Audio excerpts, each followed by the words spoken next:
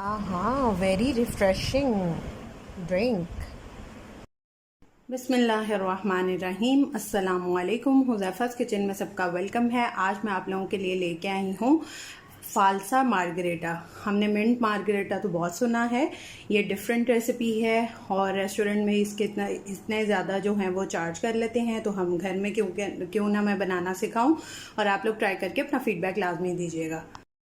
जी, तो सबसे पहले मैंने लिया है 1 कप जो है वो फालसा लिया है और 1 कप मैंने लिया है चीनी और 1 कप गिलास लिया है मैंने 7 अप स्प्राइट, जो भी सोडा आपके पास अवेलेबल हो। 1 मिनट की जो है वो पूरी गड्डी ली है और उसकी खाली मिनट तोड़ लिया है।